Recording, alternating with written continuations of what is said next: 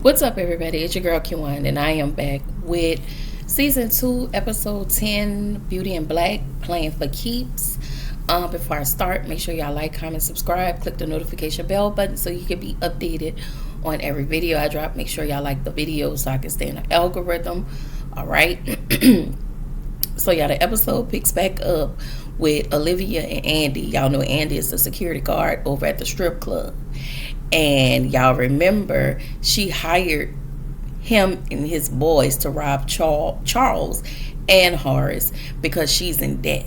$250,000 in debt. Okay? So in the next scene, Roy, now I want to say this, they were having their back and forward, and she likes to threaten people, but she also,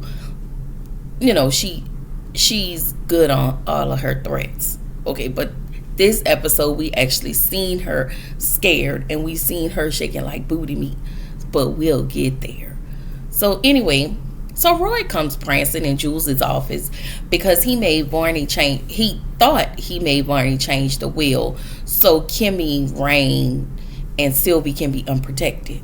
Jules is on the phone handling some things because his son is in the hospital, and so he don't have time for nothing else right now. So over at the Belleries, Kimmy, Rain, Sylvia, and Angel, they are sitting down having dinner, and Sylvia is wanting them to check on Glenn, and Kimmy was like, but you don't even know him, and he was like, they was like, she was like, I want to know if he's okay, and it was like, we can't do that because at this time you're really not protected. We can't ask no questions without being suspicious, being found out.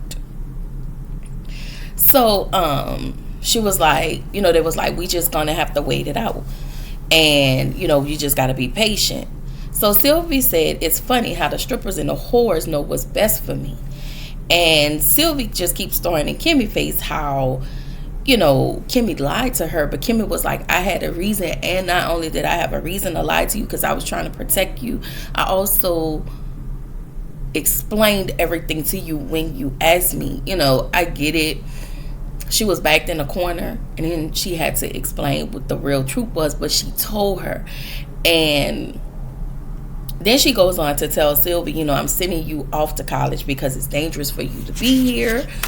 And Sylvie was like, I want to stay here. And the only thing I felt like Sylvie heard was she was being abandoned once again. And she gets mad and storms off. So in the next scene, Charles goes into Roy's office and try to talk with him about what happened the night before and the bodies and all of the things. And of course, Roy is as competent. He decides to act like an incompetent asshole and decides to be homophobic. And I just want to say this. I'm going to say this throughout the duration of all of my reviews. I hope he catch something. And I'm talking about Roy. And of course, he has to snort the cokiana as the base head that he is. Okay? So Mallory and Barney are now at the strip club waiting for Felicia to finish her dance so she can get all of the tea that Felicia said she had on Kimmy. And so there is stripper Poppy. I'm gonna call him stripper Poppy.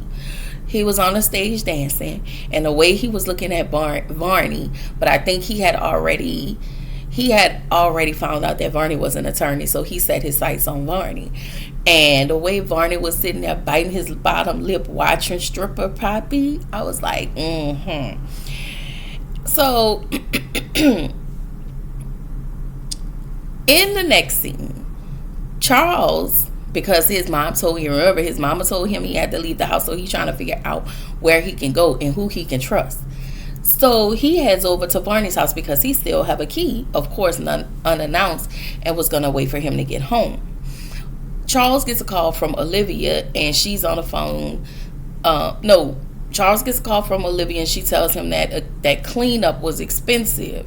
She lied and tell him that cleanup was $250,000. And I was like, ma'am, that don't sound right. And Charles don't have $250,000. And Olivia's like, well, you just got your stipend. And he was like, well, I don't have any more money. Can you pay for it for me? Well, of course, she doesn't have the money. She was like, so you want me to clean it up and pay for it too?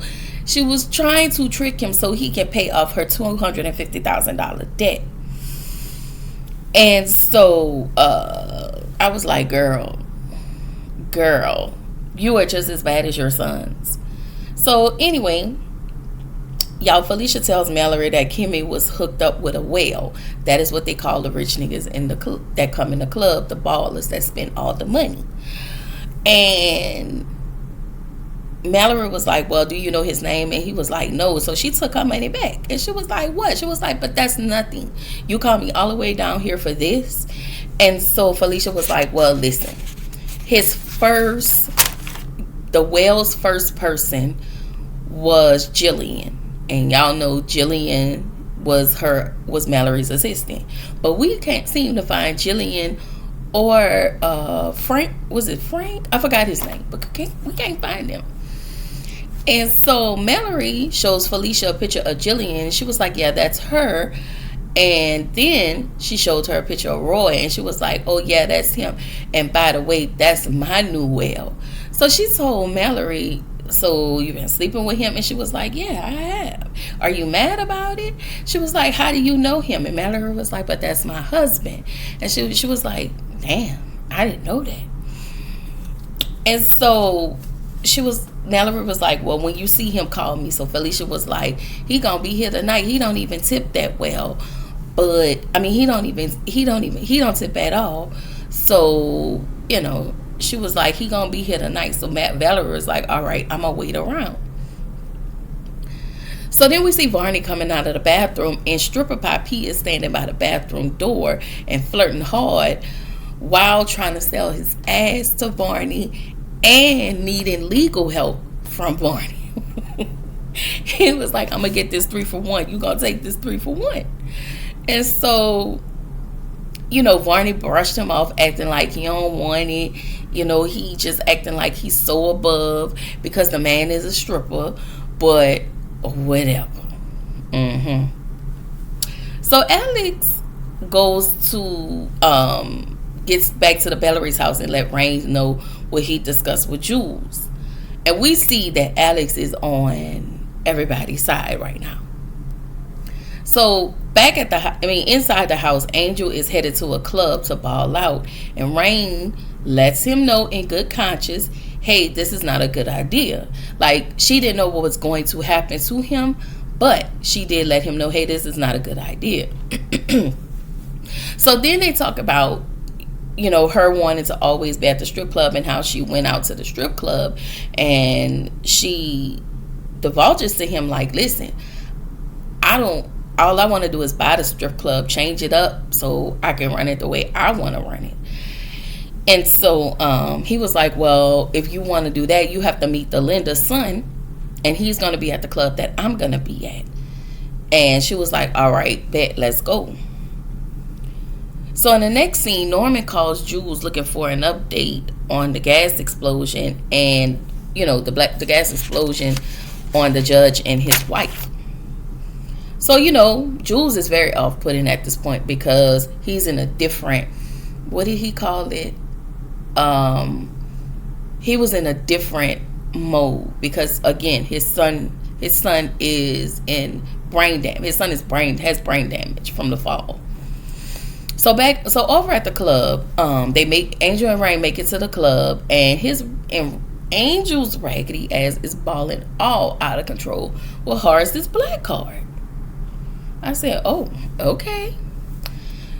So, but then at the strip club, at this point, they've been there so long that now you see strippers and I was about to say parishioners, strippers, and people, you know, people that are there in the club. Okay, because you know, out back, that's where they do all their best work. Okay, that is the VIP. There is no judgment, and everybody is out there slurping and jerking and sucking, you know, all of the things out in the back. We've never seen them do it inside the club. You could get a dance inside the club. Oh, baby. It was, I said, my God. So, over at the other club, Rain finally meets Giovanni, which is Delinda's son. And he's high as a kite. He's crying because he was like, his raggedy ass mama was unalive. He was crying because his raggedy ass mama is unalive. Talking about she was a good woman. Sir, your mama was a terror. Okay, your mama was a terrible person, and she got what she got, and she couldn't throw a fit. Period. So Giovanni said to Rain that he wanted to see the books at the club, and so they was like, just meet me tomorrow. I can get you in there so you can get the books and da da da da da. And I feel like Rain at this moment was making a whole bunch of empty promises, and I'm just like, girl, how are you gonna get him? You can get him in the club, but how are you gonna get to these books and all of these things with all of these people, and you don't know whether or not if you can, if the will has been secured. So, yeah. So, in the next scene, stripper Poppy follows Varney outside of the club because at this point, they are getting ready to leave. Well, Varney tells Mallory that they have to, they're getting ready to leave. So, he goes outside to get the car. Mallory was like, listen, I'm going to go out back. I think she found out that Roy was back there. And he's trying to explain his legal situation. And but at this point, Varney still ain't trying to hear him out. Then Andy walks out. Y'all know Andy was the one, as I stated in the beginning, Olivia hired to rob Charles, but Varney was in the house also, so he recognized this full portion of Andy. He already knew that was Andy, and so he asked Traction. He asked Traction who was that, what is his name, and so Traction told him, but never really asked no questions. And so that's the one thing about Traction, he never asked questions. He's just he answered questions without using awareness. He does, and I think that's what gets him into a lot of trouble. I mean, well, he's never got in trouble, but that is how he's been able to just slip up and things been able to happen under his eye. So I feel like, did I say Charles? I meant Varney. I feel like Varney's wheels are churning at this moment. So I think now he's trying to get some stuff and put some stuff together. So Mallory goes out back and she finds Roy screwing Felicia, because first he was screwing this one lady. Felicia came out there, crashed out, took the girl, yanked her, and then got in front of Roy so Roy can do her. And Mallory finally came out back and saw that and crashed the entire hell out. I hope he catch something. Okay, this was the end of episode 2. Episode 10, y'all. I'm trying to get them done. I'm gonna bring y'all episode 11 today. Also, myself, Mrs. Best. I don't know if it's gonna be me, myself. I don't know if it's going to be myself, Mrs. Best, and Watch Your Mouth Reviews, but we're going to be over on her channel discussing episodes 9 to 11. I want to say 8 o'clock tonight, y'all. So if y'all not doing nothing, y'all come over there and watch it. Shout out to them. Go around there, subscribe to their channel. Yes. Okay. So with all of that being said, this is your girl Kiwan reminding you to, what do I say? Oh, keep showing up, keep growing, stay true to yourself. And I will see y'all in the next video. Bye.